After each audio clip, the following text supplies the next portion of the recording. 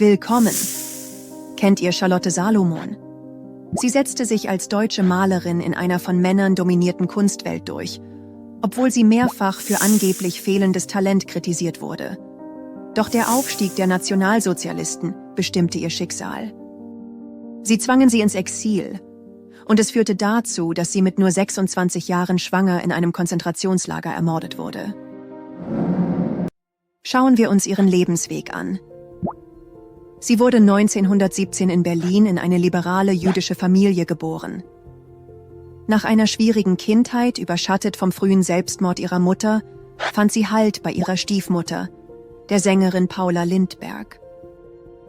Mit dem Gesangslehrer Amadeus Daberlohn, in den sie wohl verliebt war, hatte sie eine Dreiecksbeziehung mit ihm und ihrer Stiefmutter. Nach dem Gymnasium studierte sie an den Vereinigten Staatsschulen für freie und angewandte Kunst. 1937 verließ sie die Schule, nachdem ihr der erste Platz bei einem Wettbewerb wegen ihrer jüdischen Herkunft verweigert wurde und sie unter Anfeindungen leiden musste. 2 Jahre später floh sie nach Frankreich, wo sie bei ihren Großeltern lebte. Doch ihre Großmutter nahm sich das Leben. In dieser Zeit entwickelte sie ihr Hauptwerk, einen autobiografischen Kunstzyklus Leben oder Theater. 1943 heiratete sie den österreichischen Emigranten Alexander Nagler, den sie nach ihrer Flucht kennengelernt hatte.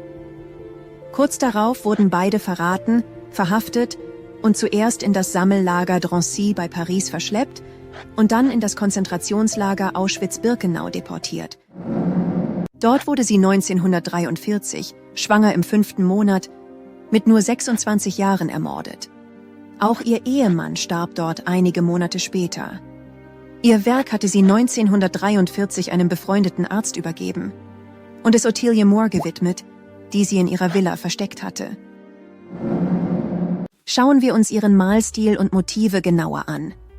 Ihr Malstil ist expressionistisch, oft farbintensiv, bewegt und voller Emotionen. Im Laufe ihrer künstlerischen Entwicklung wandte sie sich von traditionellen Bildmotiven ab und schuf eine neue, sehr persönliche Form der autobiografischen Erzählung in Bild und Text.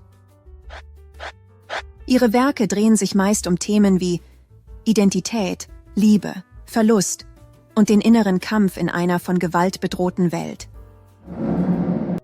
Ihr bekanntestes Werk ist ihr monumentales autobiografisches Bildertheater Leben oder Theater, ein Singespiel.